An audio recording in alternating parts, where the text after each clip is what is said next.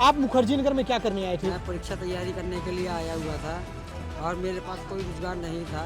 मैं सेलेक्ट नहीं हो पाया, इस वजह से मैं ही रिक्शा चला रहा हूँ। घर वालों के दिक्कत के कारण और अपनी व्यवस्था के कारण। आपके पिताजी क्या करते हैं? मतलब पिताजी राजमिस्त्री का काम करते थे, राजमिस्त्री हाँ, हैं, उनको लेकिन वो फारी- चाहते थे कि बेटा उनका अधिकारी बने।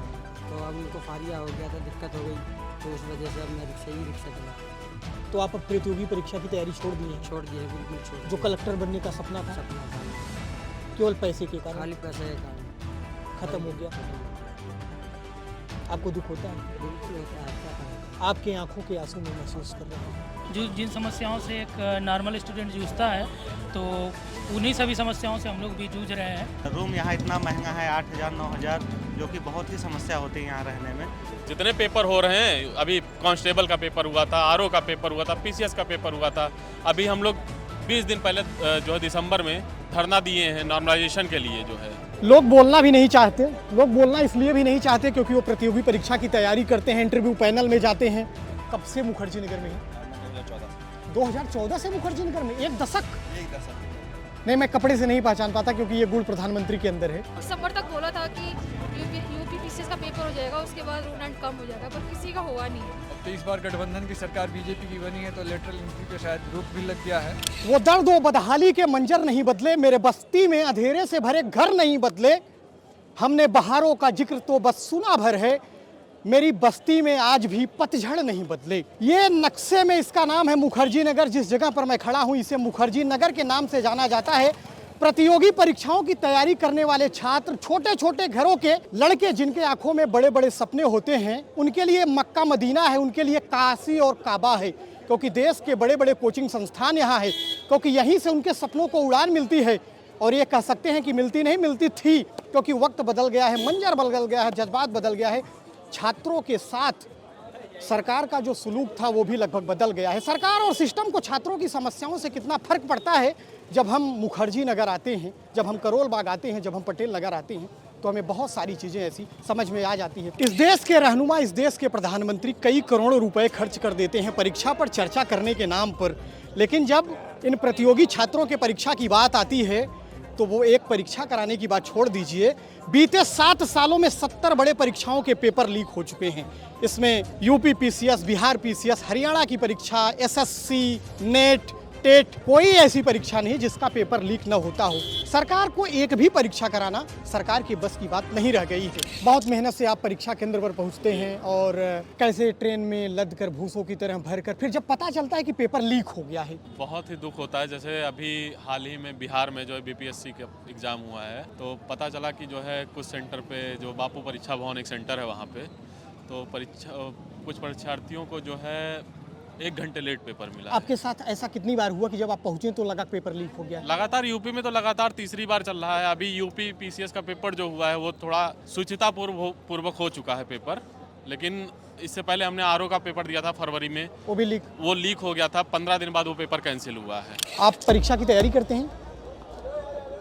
लोग बोलना भी नहीं चाहते। लोग बोलना इसलिए भी नहीं चाहते क्योंकि वो प्रतियोगी परीक्षा की तैयारी करते हैं, इंटरव्यू पैनल में जाते हैं, उनका चेहरा पहचाना लग जाएगा तो उसका एक वाक और अभिव्यक्ति की स्वतंत्रता का भी एक प्रश्न है इस देश में, जहां कहा जाता है कि कई बार पार्टियां पूछती हैं, सत्तारूढ़ पार्टियां पूछती हैं कि भारत में मीडिया रैंकिंग का इतना बुरा स्थान क्यों है। तो इसका आपने भी उदाहरण देखा होगा कि लोग कैमरे पर बात करने से बचते हैं, खासकर युवा, क्योंकि उन्हें डर है कि अगर वो इंटरव्यू देने जाएंगे या सरकार की किसी परीक्षा में शामिल होंगे तो इसका उनके जीवन पर नकारात्मक प्रभाव पड़ेगा। तो जैसे ही आप नई दिल्ली स्टेशन पर कदम रखते हैं तो आपकी समस्याएं वहीं से शुरू हो जाती हैं। आपको एज ए प्रतियोगी यहाँ क्या समस्या है? यहाँ पर एक तो रेंट काफ़ी ज़्यादा है और सफाई की समस्या है। क्या सफाई? नाले वगैरह जाम रहते हैं। जैसे मैं गांधी विहार में रहता हूँ, मैं गांधी विहार का बता सकता हूँ। नाले चौक हो जाते हैं? नाली वहाँ चौक हो जाते हैं और वेंटिलेशन के इश्यूज़ हैं। ये झारखंड की सबसे बड़ी समस्या है कि वो 1 साल से अभी मेंस अटकाए हुए हैं, 1 साल से मेंस नहीं ले रहे हैं, तो अब वो मेंस ले तब कुछ आगे बढ़े। आप कहाँ से हैं? बेसिकली मैं उत्तराखंड से हूँ, देहरादून से। यहाँ पे यूपीएससी की तैयारी कर रही हूँ। बट रूम रेंट का बड़ा वो है यहाँ पे। दिसंबर तक बोला था कि यूपीपीसीएस का पेपर हो जाएगा, उसके बाद रूम रेंट कम हो जाएगा, पर किसी का हुआ नहीं। मतलब गांधी विहार में तो नहीं हुआ, नेहरू विहार में तो हुआ, पर गांधी विहार में नहीं हुआ। तो आप रूम रेंट के तौर पर कितने रुपए देती हैं? 8,000 रुपये दे रहे हैं 1 BHK की? हाँ, 25 गज वाला। मुखर्जी नगर में छात्रों की जो मुख्य समस्याएं हैं, उन समस्याओं में एक समस्या है रूम रेंट, क्योंकि यहाँ पर रूम रेंट एक्ट या कोई किसी प्रकार का कोई नियम कानून नहीं है। जो जैसे मैनेज कर लिया उसी तरीके से। और सबसे बड़ी बात यह है कि रूम बगैर दलाल के मिलता ही नहीं। 1 महीने का एडवांस और 1 महीने का दलाल लेता है। क्या नाम है आपका? रवि नाम है। कहाँ के रहने वाले हैं? देवरिया का। एक प्रतियोगी जो मुखर्जी नगर में आता है, जिसके ऊपर परिवार के सपनों का बोझ है, जिसके पास पक्के मकान है कि नहीं है ये नहीं पता, लेकिन उसके माँ बाप के अरमान हैं। परीक्षाएं समय पर हो रही हैं? नहीं हो रही हैं। क्यों नहीं हो रही? अब सरकार भी कोई जिम्मेदारी लेने को तैयार नहीं है, सीधी सी बात यह है। न सरकार 2020 की परीक्षाएं 22 में हो रही हैं, 22 की 24 में हो रही हैं। न वोट देने वाले लोग।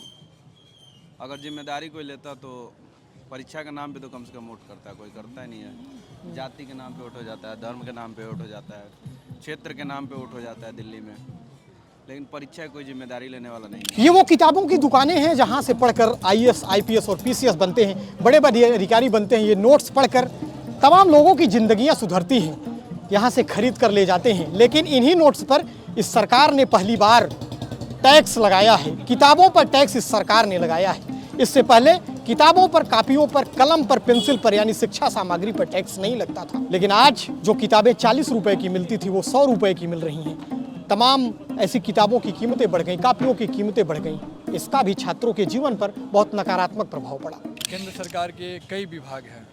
30 लाख पद खाली हैं।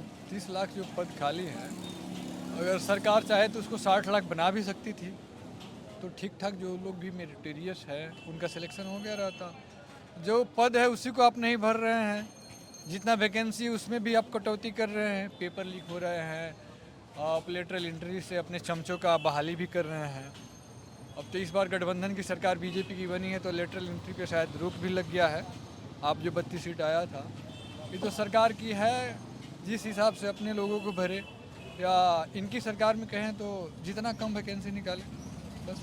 मुखर्जी नगर के जब आप कमरे में रहती हैं, PG में रहती हैं, तो क्या होता, क्या कैसी समस्याएं आपको झेलनी पड़ती हैं? रेंट बहुत हाई है, खाना अच्छा नहीं होता है, हाइजीन की प्रॉब्लम है और बहुत ज़्यादा रश रहता है और ऑनर्स काफ़ी परेशान करते हैं। अगर रेंट एक दिन भी लेट हो जाए तो फिर वो बहुत कॉल करते हैं। तो अगर एक दिन आपका किराया देने में लेट हो जाए तो मकान मालिक परेशान करती हैं। हाँ। पल्लवी, जैसे आप UPSC की तैयारी करती हैं, आपके साथ की तमाम लड़कियां UP PCS या बिहार PCS तैयारी करती होंगी, हाँ। क्या लगता है आपको परीक्षाएं समय से हो रही हैं? BBSC में तो अभी जैसे कि इशू हो गया कि एग्ज़ाम रिकंडक्ट कराना। तो जैसे आप ये जब खबर सुनती हैं हाँ। तो आपको क्या लगता है, आपके मन में क्या होता है? मेरे मन में ये लगता है कि मतलब एज अ स्टूडेंट एक एग्ज़ाम की तैयारी करना, फिर उस एग्ज़ाम को देना, फिर एग्ज़ाम कैंसिल हो जाए या लीक हो जाए तो फिर बहुत बर्डन होता है कि बिहार तक जाना, फिर वहाँ पे पेपर देना, फिर पेपर लीक हो जाए। वो मेंटल प्रेशर बहुत ज़्यादा होता है एक स्टूडेंट पे। मतलब as an aspirant I can tell you कि हर दूसरे दिन ऐसा लगता है कि नहीं हो रहा है, नहीं हो रहा है, नहीं हो रहा है। हमारे पीछे मोदी जी का मुस्कुराता हुआ चेहरा है और बेटी बचाओ और बेटी पढ़ाओ की बात करते हैं, लेकिन बेटियां यहाँ जिस आर्थिक, मानसिक और सामाजिक समस्या से जूझती हैं, मुझे लगता है कि उन पर कोई ध्यान नहीं देता है। हम एक नाले के ऊपर हैं। ये नाला मुखर्जी नगर को नेहरू विहार और गांधी विहार से जोड़ता है, या ये कह सकते हैं कि अगर शरीर पूरा मुखर्जी नगर है तो ये इसकी सिराएं हैं। यहाँ से प्रतियोगी छात्र आता है। आप मुखर्जी नगर में क्या करने आए थे? मैं परीक्षा तैयारी करने के लिए आया हुआ था और मेरे पास कोई रोजगार नहीं था। मैं सेलेक्ट नहीं हो पाया, इस वजह से मैं ही रिक्शा चला रहा हूँ। घर वालों के दिक्कत के कारण और अपनी व्यवस्था के कारण। आपके पिताजी क्या करते हैं? पिताजी राजमिस्त्री का काम करते थे। राजमिस्त्री हैं, लेकिन वो चाहते थे कि बेटा उनका अधिकारी बने। तो अब उनको फारिया हो गया तो दिक्कत हो गई, तो उस वजह से अब मैं रिक्शा चला रहा हूँ। तो आप अब प्रतियोगी परीक्षा की तैयारी छोड़ दिए हैं? छोड़ दी है, बिल्कुल छोड़ दी। जो कलेक्टर बनने का सपना था हमारा, केवल पैसे के कारण, खाली पैसे के कारण खत्म हो गया। जी बिल्कुल। आपको दुख होता है? बिल्कुल होता है, क्या करा जाए। गांधी विहार और नेहरू विहार की इन्हीं गलियों में प्रतियोगी छात्र रहने के लिए आते हैं और छोटी छोटी आंखों से बड़े बड़े सपने देखते हैं। प्रतियोगिता में आने का जहमत उठाते हैं, मगर प्रतियोगिता में आने के जहमत उठाने का खमियाजा इन्हें पेपर लीक, परीक्षाओं में भ्रष्टाचार, समय से न परीक्षाएं होना, जैसी तमाम समस्याओं से भुगतना पड़ता है। आप यूपीएससी या यूपीपीसीएस? यूपीएससी और यूपीपीसी दोनों। आप जब मेहनत करके और भेड़ बकरियों की तरह बसों और ट्रेनों में घुसकर, उस समय परीक्षा के समय नॉर्मली टिकट तो मिलता नहीं है, नहीं मिलता, सही करो। तो बहुत मेहनत से लोग जाते हैं। फिर जब आपको लगता है कि जब हम परीक्षा के केंद्र पर पहुंच गए हैं और परीक्षा देकर निकल रहे हैं, तो पता चलता है कि व्हाट्सएप पर पहले से तैर रहा था, क्या हाँ, तो फील दो होता है दुख उस तो समय? होता ही है, लगा कि मेहनत खराब हो गया, अब 3-4 महीने बाद फिर पेपर होगा, उसका फिर पढ़ना पड़ेगा, तो दिक्कत तो देखिए है वहाँ पे। सरकार का आंकड़ा है कि पिछले 7 सालों में लगभग देश में 70 परीक्षाओं के पेपर लीक हुए हैं। यार सब पेपर तो लीक ही हो रहा है, कौन सा पेपर टाइम पे हो पा रहा है बताओ? कोई पेपर नहीं हो पा रहा है।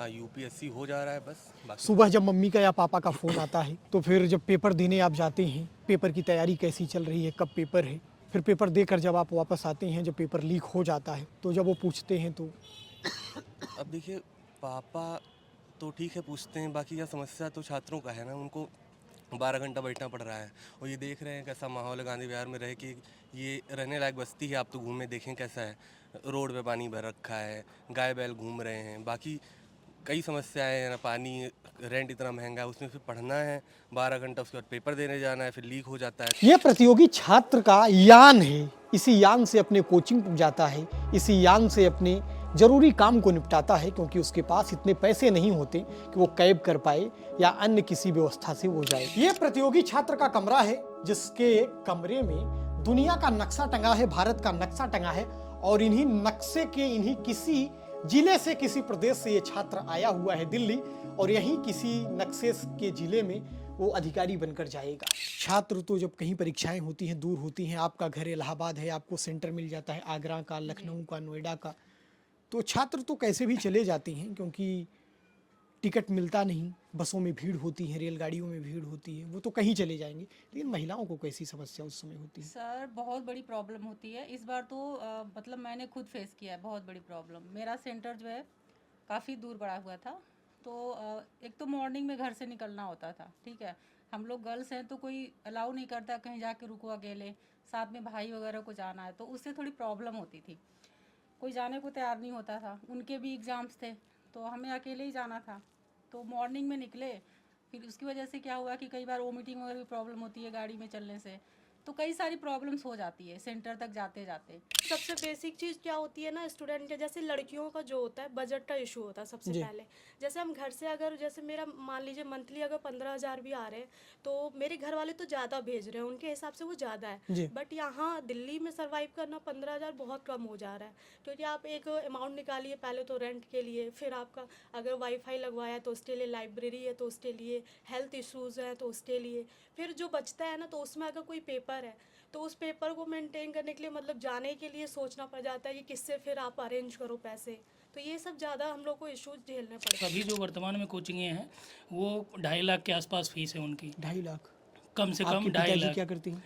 घर पे ही रहते हैं, किसान ही है, नॉर्मल फार्मर फैमिली है, तो आपके लिए तो 2.5 लाख रुपए बहुत बड़ी चीज़ है। इसीलिए तो मैंने आज तक कभी जो है मुख्य परीक्षा की कोई कोचिंग नहीं ली है, केवल प्रीलिम्स का वही इलाहाबाद से कोचिंग करके आया था, उसके बाद यहाँ पे आया हूँ, और अपना खुद के खर्च के लिए वो सारी चीज़ें मतलब ट्यूशन भी पढ़ाते हैं, कोचिंग वगैरह का ऑनलाइन क्लास वगैरह मैंने स्टार्ट किया, और उससे जो अपना सारी चीज़ें आ रही उससे खुद का मैनेज किया जा रहा है, और ज़रूरत पड़ने पर जो घर पे भी मेंशन किया जाता है भेज दिया जाता है। आप यूपी पीसीएस की तैयारी करते हैं? सिविल सर्विसेज का भी है, यूपी पीसीएस भी है। तो अभी जो छात्रों का आंदोलन हुआ था किस बात के लिए? छात्रों का अब चूँकि दिक्कत यही है कि हम लोगों के लिए अब जैसे हम लोग तैयारी भी करें और समय समय पे आंदोलन भी करें कि भाई हमारी बात सुनिए आप। मतलब जिस गर्मी में, जिस धूप में आपको कमरे में बैठ कर पढ़ना चाहिए, उस समय आप लाठियाँ खा रहे हैं। सोचिए कि हम लोग पिछले अक्टूबर में ही यहाँ से पत्राचार के माध्यम से भी गवर्नमेंट को ये बताया, या आयोग के अध्यक्ष को ये बताया जा रहा था, भाई जो आप नॉर्मलाइजेशन यूपी पीसीएस में कर रहे हैं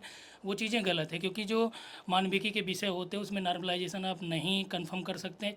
कि जैसे मान लीजिए कि आप गंगा रिवर की एक ट्रिब्यूटरी एक जगह पूछ रहे हैं, एक जगह आप ब्रह्मपुत्र या आप मान लीजिए सिंधु रिवर की ट्रिब्यूटरी पूछ रहे हैं, तो वो आप कैसे डिसाइड करेंगे कौन सा पेपर में वो पूछें कि आसान है, कौन सा कठिन है? मिला जुला कर आपको ये लगता है कि परीक्षा में पारदर्शिता नहीं थी? पारदर्शिता इसीलिए तो आंदोलन किया गया। अब सोचिए कि हम लोग ठंडी में 5-5 दिन वहाँ बैठे, उसके बाद भी जो है जब आपको पता है कि चीज़ें गलत हैं, और वो चीज़ हम लोग स्पष्ट रूप से पूरी तरह से ड्राफ्ट तैयार करके मेंशन किया गया यहाँ तक कि सीएम को भी, मुख्य सचिव को और आयोग के अध्यक्ष को, बाद में आप वही चीज़ें मान रहे हैं। मतलब हम लोग ये भी बताएं आपको कि भाई क्या सही है क्या गलत है। और दूसरा ये चीज़ कि जो अभी यूपी पीसीएस में पारदर्शिता की जो आप बात कर रहे हैं, 2022 का और 23 का भी मार्क्स नहीं आया। हमने महसूस किया जिंदगी की ताप को, हम आज आए थे प्रतियोगियों की गली तक लेकर के आपको। इस देश में परीक्षा के चर्चा के नाम पर प्रधानमंत्री नरेंद्र मोदी कई करोड़ रुपए खर्च कर देते हैं, लेकिन जिनकी परीक्षा ले जानी चाहिए उनकी परीक्षा ही समय पर नहीं होती। वो छात्र अमृत काल के नाम पर छात्रों के लिए वो समय काल बन गया है। जो छात्र आज प्रतियोगिता में आने की जहमत उठाता है उसे आंदोलन में लाठियां खाने की भी जहमत उठाना पड़ेगा। जो छात्र आईएएस आईपीएस बनना चाहता है उसे ठंड में वाटर कैनन के बौछार का भी सामना करना पड़ेगा। ये इस देश की हकीकत है, इस देश का सिस्टम है। और सरकार कहती है कि उसके फाइलों में सब कुछ बढ़िया है, सब कुछ देश में अच्छा चल रहा है, लेकिन प्रतियोगियों की समस्याओं पर सरकार को कोई सुध नहीं है। मैं आदम गोंडवी साहब की लाइनों के साथ अपनी बात खत्म करता हूँ, ये रिपोर्ट खत्म करता हूँ कि तुम्हारी फाइलों में गांव का मौसम गुलाबी है, मगर ये दावे झूठे हैं, ये दावे किताबी हैं। सरकार इस पर गौर कीजिए। देश की रीढ़ हैं युवा। अगर युवाओं का भविष्य खतरे में होगा तो देश का भविष्य भी खतरे में होगा। ये अमृत काल नहीं, ये देश के लिए फिर काल बन जाएगा।